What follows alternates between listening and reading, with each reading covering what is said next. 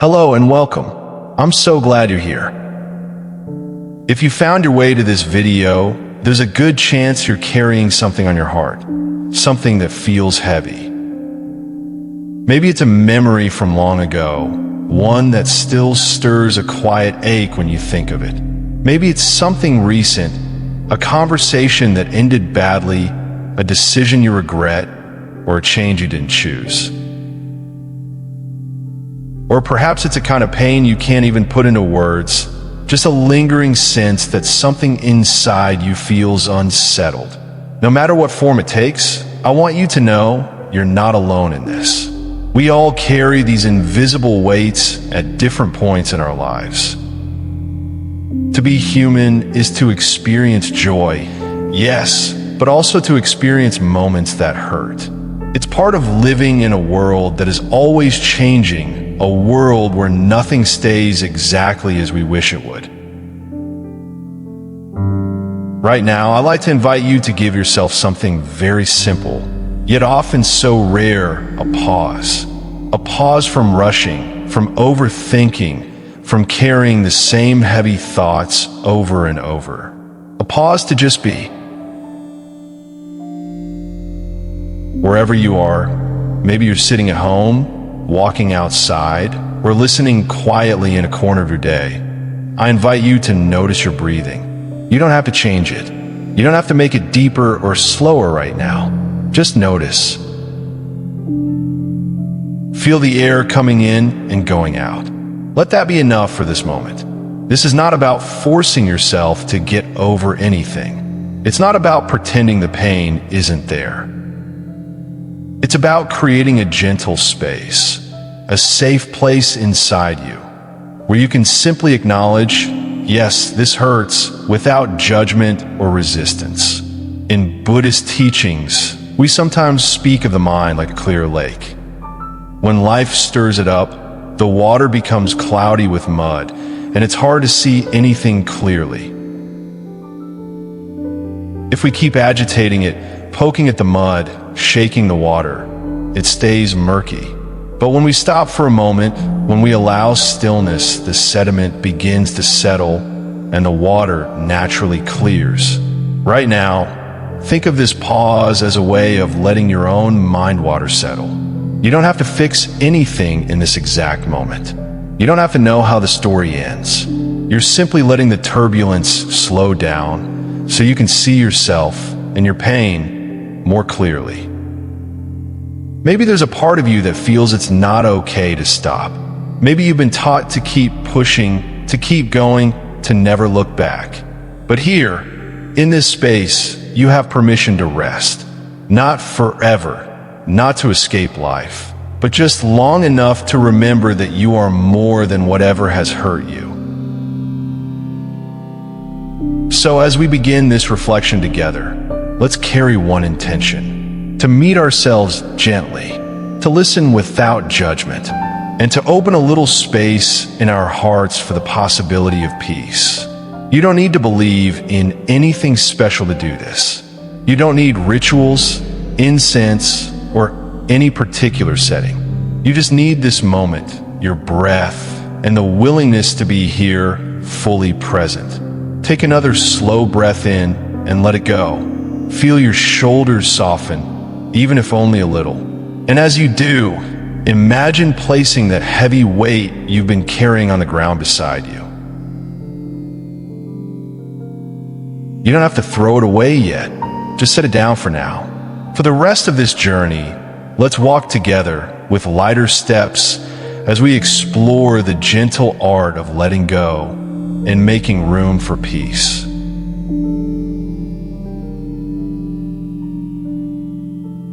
Understanding pain through the lens of Buddhist wisdom. In Buddhist teaching, one of the first truths we are invited to see is that life inevitably contains dukkha. Dukkha is a Pali word that is often translated simply as suffering. But this translation, while common, is not complete. A more accurate meaning would be unsatisfactoriness, or life's inevitable discomfort. Dukkha does not mean that life is only pain or that joy is impossible. It means that even in good moments, there is an underlying truth. Things do not always go the way we wish, and the conditions that bring us happiness will eventually change. Think of a beautiful flower. We admire it in full bloom, its colors vibrant, its fragrance sweet. But even as we enjoy it, we know it will one day fade. If we forget that truth and cling to its beauty as if it should stay forever, we will feel pain when it changes. That gentle ache, that is dukkha. Pain itself is natural. It's part of what it means to be alive and connected to others. We feel loss because we love. We feel sadness because we care. When we grieve a loved one, when we miss a friend, when we wish a happy time could last longer, that pain is a reflection of our humanity. But in the Buddhist view, pain and suffering are not the same thing. Pain is the original wound. Like the initial cut when something hurts us, suffering is what happens when we keep pressing on that wound, reopening it in our minds again and again. Imagine this. You touch a thorn and it pricks your skin. That's pain. It's real and it hurts. But if you keep holding the thorn tightly, refusing to let it go, the injury deepens and the pain becomes constant. That is suffering. Suffering often comes from holding on to what is already past, or to what we wish could be different. The mind replays the same scene, the same words, the same moment, hoping to find an ending we can accept. But the past doesn't change, no matter how many times we revisit it. Sometimes we may carry an old heartbreak for years, even when the other person has moved on with their life. Or we replay the moment a friend betrayed our trust, still feeling the sting of it long after the event. The breakup, the loss, the betrayal, these are moments in time. They happened, and they are now part of our personal story. But the hurt lingers because our mind keeps gripping them tightly, as if our identity depends on them. It's important to see that Buddhism does not tell us to suppress pain or to pretend it doesn't exist. Quite the opposite. We are encouraged to face it directly, to see it clearly for what it is. But at the same time, we are shown that suffering can be eased when we loosen our grip. Think of pain as a guest that arrives at your door. It knocks, and you open the door. You greet it, you acknowledge it. You might even invite it in for tea, but you do not make it your permanent roommate. When it's ready to leave, you let it go. By understanding the nature of dukkha, we begin to notice how much of our suffering is not from the pain itself, but from the way we hold it in our hearts and minds. This awareness is the first step toward release. So as we reflect, perhaps we can gently ask ourselves, what am I still holding on to? What stories, memories, or wounds am I replaying again and again? And is my holding on easing my pain or making it heavier? With this understanding, we prepare the ground for learning how to soften that grip and make space for healing.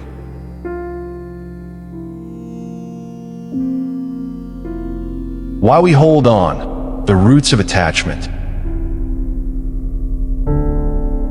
Why is it so hard to let go?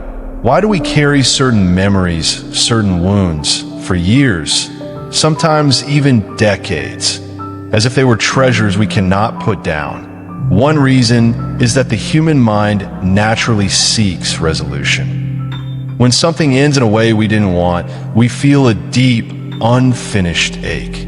We long for the story to have a different ending, one that feels fair or satisfying. And so we replay it in our minds. What if I had said this instead? If only I had made a different choice. These what ifs and if onlys loop again and again, keeping us tied to the past. In Buddhist teaching, this habit is known as attachment. Attachment is not simply liking or caring for something. It is the clinging to it, holding on as if it could or should stay the same forever. We attach not only to people, but to moments, feelings, achievements, even to the version of ourselves we used to be. But the reality and the truth the Buddha pointed to is that all things are subject to anicca, the law of impermanence. Anicca means that everything, every emotion, every relationship, every season of life will change. Nothing stays exactly as it is. A sunny afternoon will turn to night. A child will grow into an adult. A moment of joy will eventually give way to another mood, another experience. When we forget this truth, we suffer. It's like trying to hold water in our hands. No matter how tightly we close our fingers, it slips away. And the tighter we squeeze, the more it escapes. This is what happens when we fight against change. The harder we resist, the more exhausting and painful it becomes. You may have noticed this in your own life. Perhaps you've tried to hold on to a relationship long after it has stopped being healthy, because you couldn't accept that it had changed. Or maybe you've wished to return to a time in your life when things felt more certain or more joyful, and found yourself frustrated when you couldn't recreate it exactly. This isn't because we are weak or foolish. It's simply how the human mind works. We cling to the familiar, even if it no longer serves us, because it feels safe. Change, even when it's for the better, can feel like stepping into the unknown. But here's the gentle truth. When we remember impermanence, our grip begins to soften. We realize that change is not an enemy. It is simply the way life moves. Like the seasons turning, each moment comes, stays for a while, and eventually passes, making space for something new. The challenge and the practice is to let life flow without trying to freeze it in place. To appreciate the beauty of each moment without demanding that it last forever. To love deeply, knowing that love will change shape over time. To honor the past without becoming trapped in it. So perhaps we can ask ourselves, well, am I holding on to so tightly that it's causing me pain? Am I trying to keep something permanent that was always meant to change? And what might happen if I loosen my grip just a little and let life breathe again? When we remember the truth of impermanence, anicca, we begin to see that letting go isn't about losing. It's about making space for what's next, even if we don't yet know what that will be.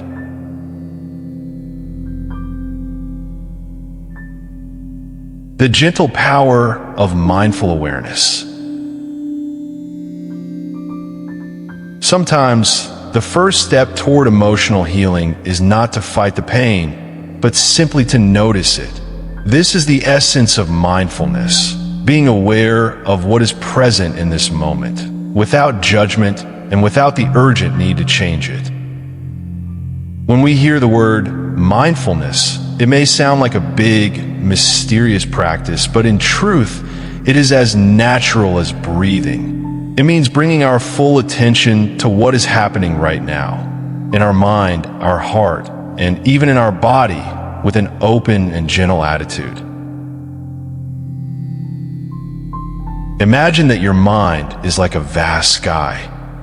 Within it, your emotions are like clouds drifting across.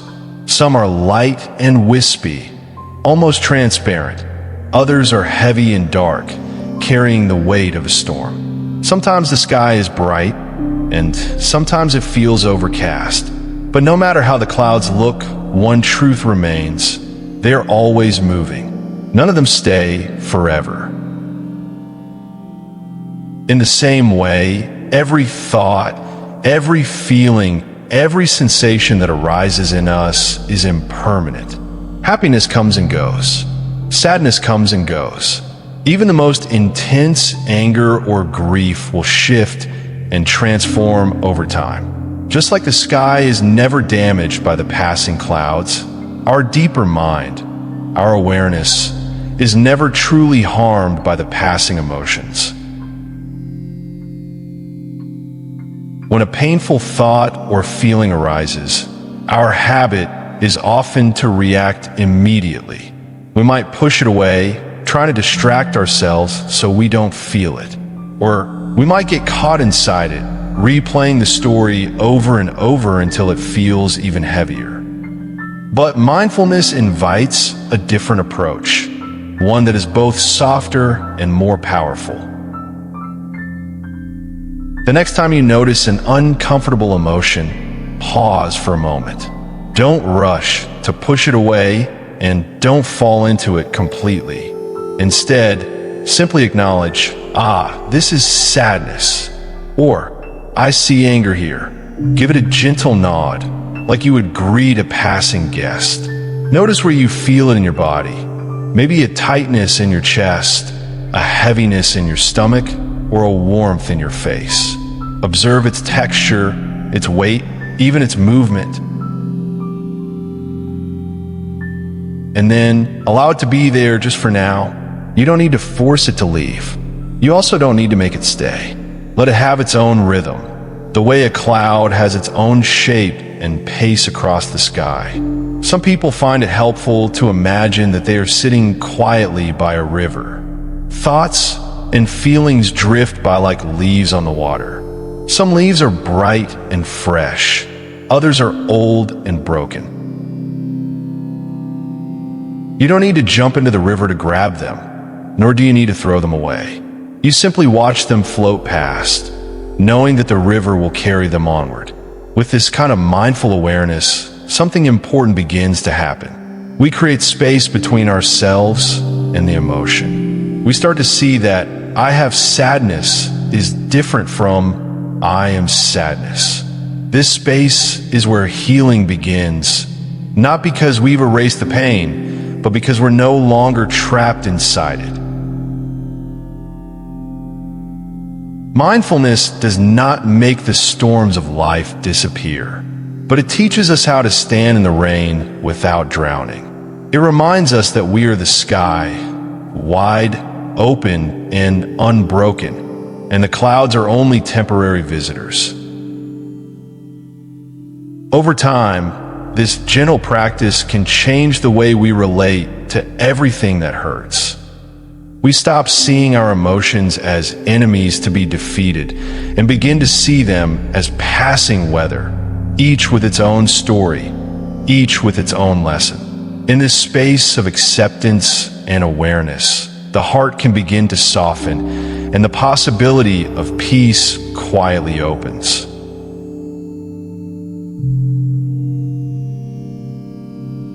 Treating yourself as you would a dear friend. When we speak about letting go, many people imagine it as a sudden act, like dropping a heavy stone into a river and walking away. But for matters of the heart, it is rarely so simple. Letting go is often not about forgetting or pretending something didn't happen. It is about choosing, little by little, not to keep wounding ourselves with the same memory or the same story. And here is the key. Letting go is not weakness. It is an act of kindness to yourself. Imagine someone you love deeply, a dear friend, a sibling, a child, coming to you with tears in their eyes. They tell you they feel lost, hurt, or betrayed. Would you ever say to them, just get over it? Of course not.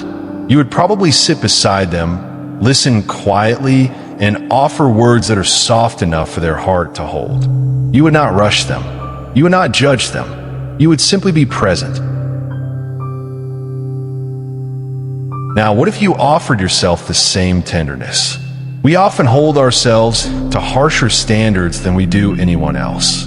We allow others to stumble. Yet when we make mistakes, we replay them in our minds again and again, as if punishing ourselves will somehow bring relief. But pain does not heal through punishment. It heals through care. In the Buddhist teachings, there's a practice called metta, often translated as loving kindness. It is not just about sending goodwill to others. It begins with ourselves. Because if our own heart is cold and empty, how can we genuinely offer warmth to another? Metta is like lighting a lamp in a dark room. First, you illuminate your own space, and then the light naturally spills into the spaces around you. You can begin simply. Sit quietly, close your eyes if you wish, and breathe deeply.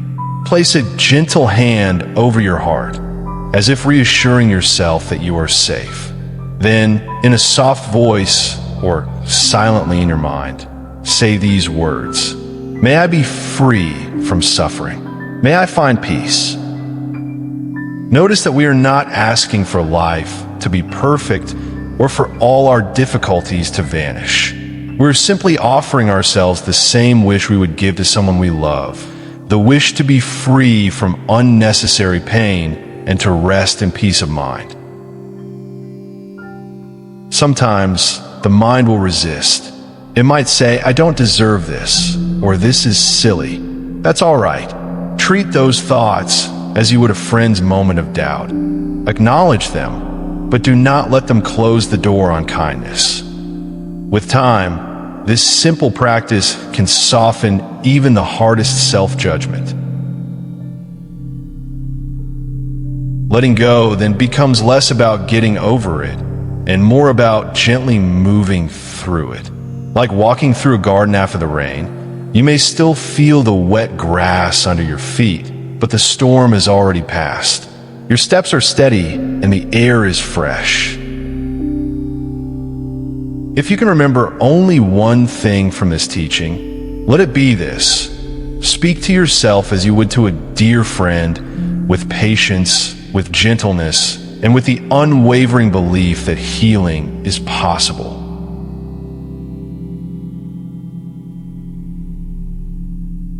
Reframing the story we tell ourselves.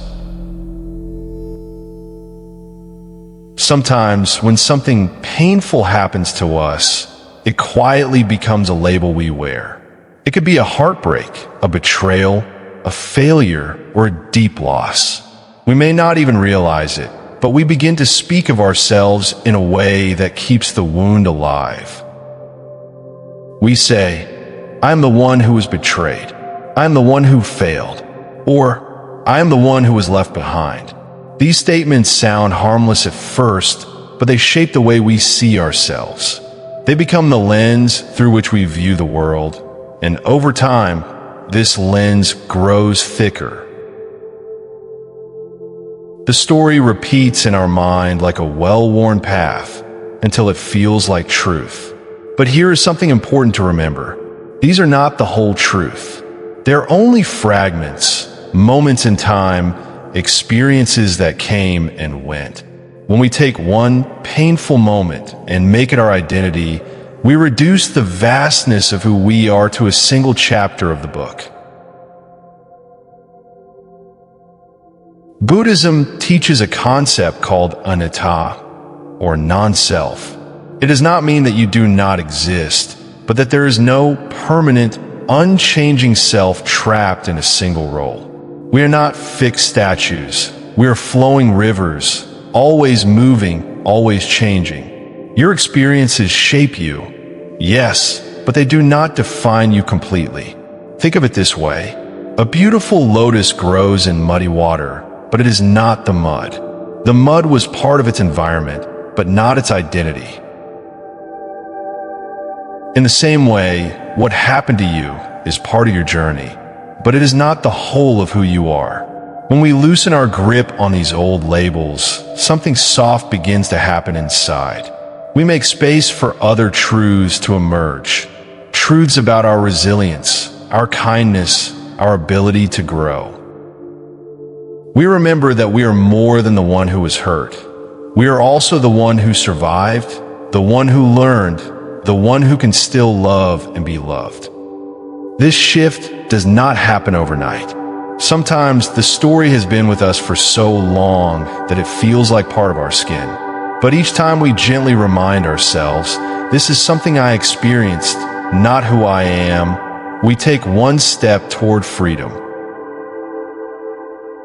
We stop living as the wound, and we start living as the whole, evolving being we truly are. When a story loses its grip, healing has room to enter. And with healing comes the ability to write new chapters. Chapters filled with courage, clarity, and compassion, not just for others, but for ourselves.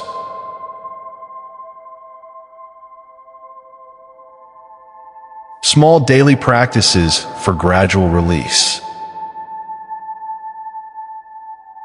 Letting go is rarely something that happens in a single, sudden moment. It is not like cutting a rope in one swift motion. Instead, it's more like untying a series of tight knots, slowly, gently, with patience and care. Some knots loosen easily, others take time, and sometimes we have to pause before we can pull the next thread. And that's all right. Healing the heart is not a race. It's a process that unfolds in its own time, like how the morning sun gradually warms the cold ground. The good news is we can help this process along by cultivating small, consistent daily practices. Nothing complicated, nothing ritualistic, just quiet moments of presence that support our inner release. Let's explore 3 such practices. First, mindful breathing. You may already know that the breath is one of the simplest yet most powerful tools for calming the mind. But here's the thing, you don't need to sit in a perfect posture for 30 minutes to benefit from it. Even 1 minute of slow, aware breathing can create a noticeable shift. You might try this. Close your eyes or keep them gently lowered. Inhale slowly, as if you were smelling the scent of a flower. Feel the breath fill not just your lungs, but your whole body with a gentle spaciousness. Then, exhale as though you were softly blowing away a feather, light, easy, without force.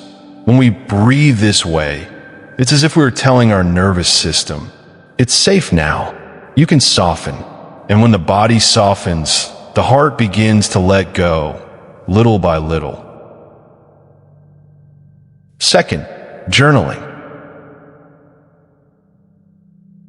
Writing can be like opening a window in a room that has been closed for too long. Sometimes our thoughts and emotions swirl inside us, unspoken and unprocessed. When we write, we give them a safe place to land. This isn't about writing beautifully or with perfect grammar. It's about honesty. Take a notebook and, without censoring yourself, simply write down what you feel. It can be raw, it can be messy, it can be incomplete. The act of putting words onto paper helps untangle the threads of the mind. You may even notice, after writing for a while, that the emotions lose some of their weight. Like water flowing from a tightly held cup, the heaviness begins to spill out and make space for something lighter. Third, walking meditation. We often think meditation must happen sitting still, but it can also happen as we move. Walking meditation is simply paying attention to each step, noticing how your feet touch the ground, feeling the shift of your weight, the rhythm of your movement. You might try walking a little slower than usual. With each step, silently say to yourself, here. Then with the next step, now. It's a reminder that the only place we truly live is this present moment. As your feet connect with the earth, imagine that with every exhale, you're allowing a little bit of heaviness to sink down into the ground. The earth can hold it for you. You don't have to carry it all the time. The key to all of these practices is consistency.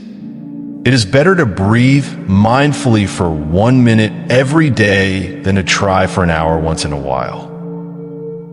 It's better to write a few lines daily than to pour out pages only when the heart feels heavy. Gentle repetition slowly reshapes our inner patterns, like a river smoothing stones over time. Remember, letting go doesn't mean forcing yourself to move on before you're ready. It means creating enough inner space for the hurt to loosen its grip naturally. And with each small, steady practice, we take one more step toward freedom and peace.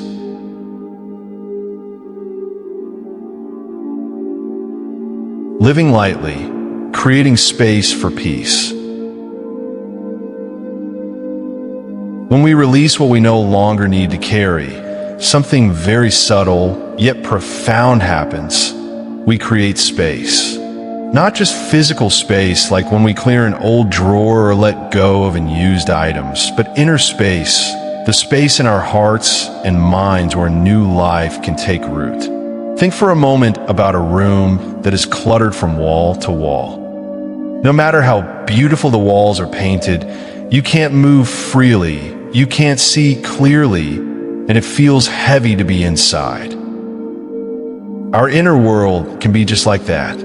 Old grudges, painful memories, self-blame, regrets, they take up room. And when they do, there's less space for joy, for clarity, for peace. Letting go is like slowly, gently opening the windows of that room, letting fresh air and sunlight pour in.